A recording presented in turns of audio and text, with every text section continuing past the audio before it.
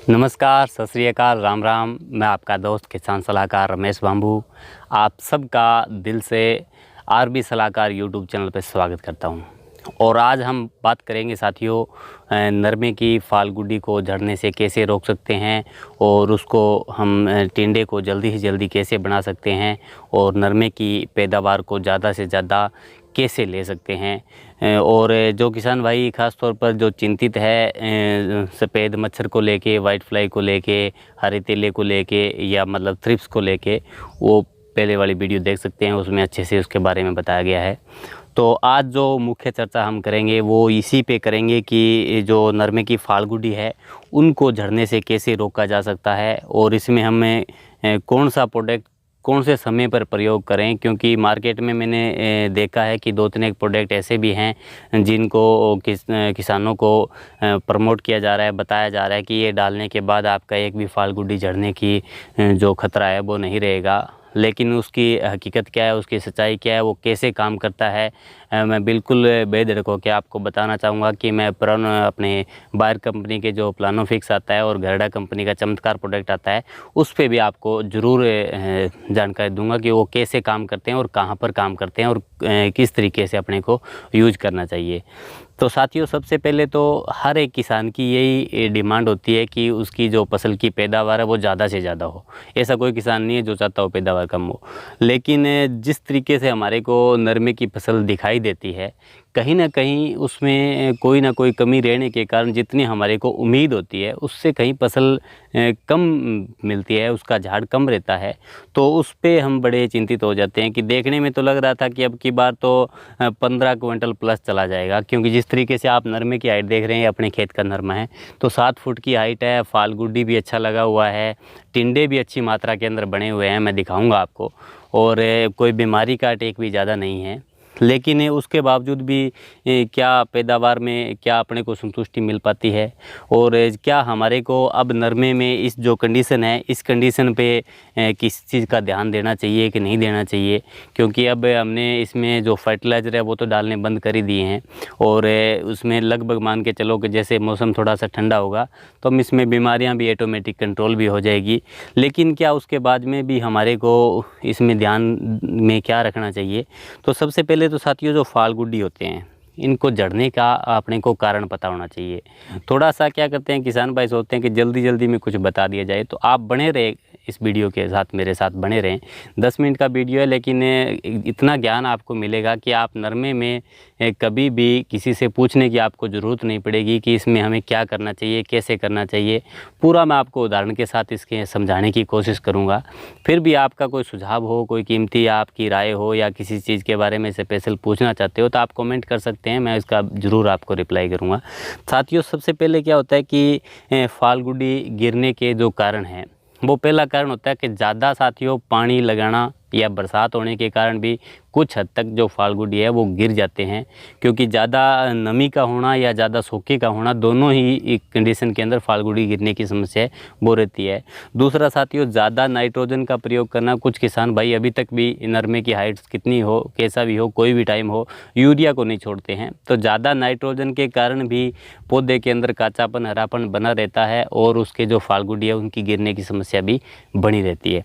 तो साथियों, सबसे पहले तो अपने को इसके अंदर मैं आपको बताना चाहूँगा अभी जिस फसल की हाइट बढ़िया है और आपको उससे हाइट से नहीं बल्कि उसके फालगुडी से ज़्यादा आपको मतलब रहता है, तो उसमें आप साथियों सबसे पहले तो NPK जो 0050 आता है जिसके अंदर 50% पोटास होता है उसका प्रयोग करना है।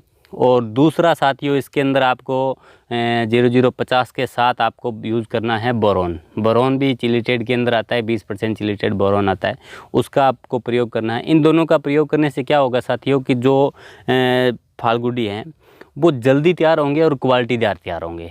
ठीक है, जिस तरीके से कई बार क्या होता है कि पौधे के अंदर जो गुड्डी है या टिंडा है, फाल है, वो सूख जाता है, तो वो कंडीशन कभी नहीं होगी अगर बोरोन का इस्तेमाल करोगे तो फाल भी अच्छा लेगा। और उसके बाद में साथियों इसके अंदर आपको जो ऐड करना है वो करना है जिंक। अगर जिंक आपको दूसरा मिलता है 21% वाला तो आप उसको प्रयोग कर सकते हैं, उसकी 250 ग्राम डोज रहती है। बल्कि अगर ज़्यादा बढ़िया रिजल्ट लेना है तो आपको चिलीटेड जिंक का प्रयोग है वो करना चाहिए। चिलीटेड जिंक की डोज है वो 1 एकड़ के अंदर अगर यूज़ करेंगे तो आप 100 से 150 ग्राम रहती है। क्योंकि ये मैं डोज इसलिए बता रहा हूँ क्योंकि पिछली जो वीडियो थी उनमें सबसे ज़्यादा इसी बात पे कमेंट आ रहे हैं और इसी बात पे फ़ोन कॉल भी आ रहे हैं कि जी डोज़ आपने नहीं बताई। तो साथियों डोज़ के ऊपर क्या होता है कि ख़ास तौर पे नंबर एक बात तो डोज़ कभी भी एकड़ या बीघा या हेक्टेयर के हिसाब से नहीं होती है। डोज हमेशा ही जो हम उसमें स्प्रे करते हैं उस पानी की क्वांटिटी पे डिपेंड करती है कि हम उसमें कितनी मात्रा के अंदर हम जो पानी का प्रयोग कर रहे हैं वो कितनी मात्रा में, 100 लीटर का अलग डोज है, 150 का अलग है, तो वो उस पर डिपेंड करता है। और दूसरा साथियों जब भी हम प्रोडक्ट लेके आते हैं उसके ऊपर बायोडाटा लिखा होता है कि इसमें कितना पानी में कितनी मात्रा में ये प्रोडक्ट अपने को प्रयोग करना है, तो आप वहीं से जानकारी ले सकते हैं। हर एक प्रोडक्ट को थोड़ा सा 5 मिनट लगा के पढ़ना चाहिए, उस पर क्या लिखा है और कितनी मात्रा इसको अपने खेतों के अंदर डालनी चाहिए। दूसरा साथियों आप तीसरा आपने जिंक लिया, जिंक चिलीटेड अगर आपको मिलता है तो उसका प्रयोग कर सकते हैं। और मैग्नीशियम सल्फेट, अगर मैग्नीशियम सल्फेट का प्रयोग करेंगे तो भी पौधे के अंदर रंगत जो है वो अलग रहेगी, उसमें जो हरापन है वो अलग रहेगा, बढ़िया से मतलब उसमें फालगुडी भी लगेंगे और वो फाल जो है वो झड़ेगा भी नहीं। अब बात आती है साथियों बायर कंपनी के प्लानोफिक्स की। प्लानोफिक्स एक हार्मोन्स पे डिपेंड करता है। हार्मोन्स मतलब साथियों कि दिमाग, मतलब जो पौधे का दिमाग है उस पे जाके वो अटैक करता है कि उसको क्या करना है क्या नहीं करना है, उसको हार्मोन्स को चेंज करने के जो काम है वो करता है। अगर कोई नरमा ज़्यादा हाइट ले रहा है और फालगुडी नहीं लगे हुए हैं और फालगुडी ज़्यादा मात्रा के अंदर गिर रहे हैं तो आप प्लानोफिक्स का प्रयोग कर सकते हैं। वो क्या करेगा कि फालगुडी को झड़ने से रोकता है और जो हाइट पे थोड़ा सा असर करता है कि उसमें हाइट थोड़ी सी कम मतलब रुक जाती है एक बार के लिए, क्योंकि जब नरमा फालगुडी की तरफ ध्यान देगा तो नॉर्मल सी बात है कि उसमें थोड़ा सा कि हाइट है वो कंट्रोल हो जाती है और फालगुडी अच्छा लगता है। अच्छा प्रोडक्ट है, प्रयोग करना चाहिए। लेकिन इसके साथ साथ साथियों आपको बताना चाहूँगी कि अगर आपके प्लांट के अंदर, आपके खेत के अंदर अगर न्यूट्रिशन डिफरेंसी है, अगर पोषक तत्वों की कमी है तो कोई भी हार्मोन्स उसमें कुछ नहीं कर सकता। उदाहरण के रूप में बताऊंगा साथियों कि अगर कोई इंसान है, अपने पे डिपेंड करते हैं, खुद पे आप हर एक चीज़ को एक्सपेरिमेंट कर सकते हैं कि आपको मतलब आपके शरीर में आपने खाना नहीं खाया है, आपके शरीर में कमज़ोरी है, वीकनेस आपके शरीर में आई हुई है और आप किसी एक कोई कैप्सूल का, टैबलेट का प्रयोग करते हैं जो आपको किसी काम को करने के लिए उत्तेजित करेगी। क्या वो उत्तेजित करने से वो सारा काम हो सकता है? नहीं हो सकता। क्या है कि मतलब उस शरीर के अंदर जान चाहिए और जान होने के बाद अगर हम किसी माइंड को चेंज करेंगे, अब किसी को मान के चलो कोई वजन है अपने पास बड़ा सारा और उसको उठाना है, पीछे से 1 कुंटल वजन है, सबसे पहले तो हम बैठे हैं आराम से, जैसे पौधा खड़ा है, ठीक है। अब उसको उठाने के लिए आप उत्तेजित करने के लिए एक प्रोडक्ट आपने दे दिया कि इसको उठा दे, वो उत्तेजित तो हो गया, मैं उसको उठाऊंगा। क्या उसमें जब वो 1 कुंटल उठाने की क्षमता ही नहीं होगी तो क्या वो उठा पाएगा? चाहे कितने उत्तेजित करो उसे, लेकिन कोशिश वो कर सकता है। इसी तरीके से जो प्लानोफिक्स या बायर का आता है और एक जो घरडा कंपनी है उसका चमत्कार प्रोडक्ट आता है, वो क्या काम करते हैं कि हार्मोन्स पे काम करते हैं, पौधे के दिमाग पे काम करते हैं कि तू फालगुडी ले और झड़ने से रोक। तो वो रोग तभी पाएगा जब उसमें न्यूट्रिशन की कमी नहीं होगी, उसमें खुराक की कमी नहीं होगी। क्योंकि ऐसे कोई भी प्रोडक्ट डालने, अगर ज़मीन आप मान के चलिए आपके खेत में जान नहीं है, आपने कोई भी न्यूट्रिशन का प्रयोग नहीं किया है और आप उसका प्रयोग करेंगे तो उससे इतना ज़्यादा बढ़िया रिजल्ट अपने को जितना मिलना चाहिए उतना नहीं मिल पाता है। अब बात करेंगे, एक खुशी की बात है किसानों के लिए, क्योंकि सबसे ज़्यादा किसान भाई हैं उनका यही रहता है कि जी तो मतलब जब हम स्प्रे करते हैं तो इकट्ठी दवाई बता दिया करो, क्योंकि बारी बारी से स्प्रे करने का काम है वो बड़ा मुश्किल है। मैं खुद किसान हूँ, मुझे पता है कि अगर ढोलकी लेके नरमे में से जाएंगे तो बड़ा मुश्किल है, अगर ट्रैक्टर पंप से करते हैं तो नलकी लेके भी जाना मुश्किल काम है। तो जो प्लानोफिक्स और बायर कंपनी का जो चमत्कार प्रोडक्ट, घरडा कंपनी का जो चमत्कार प्रोडक्ट है, इन दोनों प्रोडक्टों को आप किसी भी केमिकल के साथ मिला के प्रयोग कर सकते हैं। इसको फर्टिलाइज़र के साथ नहीं मिलाना है। अगर आप NPK का या कैल्शियम का, मैग्नीशियम का, आयरन का कोई भी स्प्रे कर रहे हैं उसमें आपको उस प्रोडक्ट को नहीं मिलाना है। लेकिन अगर आप कोई फर्टिलाइज़र कर रहे हैं, हरे तेले के लिए कर रहे हैं, सफ़ेद मच्छर के लिए कर रहे हैं, वाइट थ्रिप्स के लिए कर रहे हैं, तो उसमें आप उस प्रोडक्ट को ऐड कर सकते हैं। अब बात आती है, मुझे पता है कि डोज तो बतानी पड़ेगी, डोज की बात आती है तो साथियों प्लानोफिक्स जो है उसकी 3 लीटर पानी के अंदर 1 ml की डोज है। और 100 से 150 लीटर पानी के अंदर उसको 40 ml तक हम डालते हैं तो उसका बढ़िया रिजल्ट अपने को मिल जाता है। और उसका खर्चा भी मात्र 1 एकड़ में 30-35 रुपये पड़ता है। बड़ा सस्ता प्रोडक्ट है और बड़ा बढ़िया इसका रिजल्ट भी मिलता है, अच्छा प्रोडक्ट है।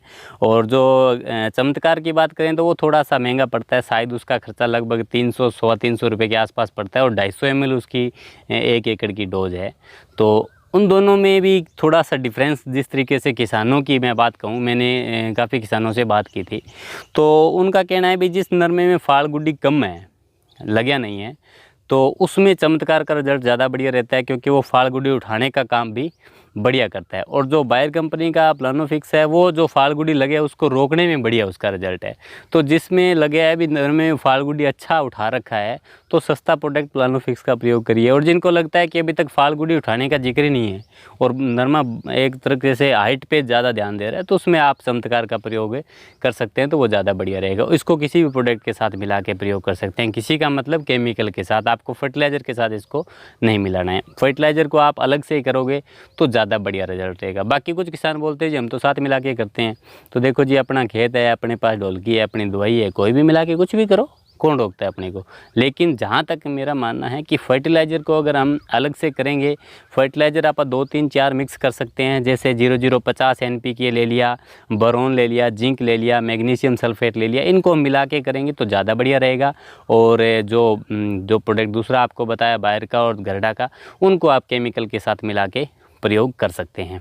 और साथियों थोड़ी सी मैं इस नरमे पे और आपको बात बताना चाहूँगा कि एकदम मैंने कल जो वीडियो डाली थी, आप देख सकते हैं कि हम घर पे फंगीसाइड कैसे बना सकते हैं।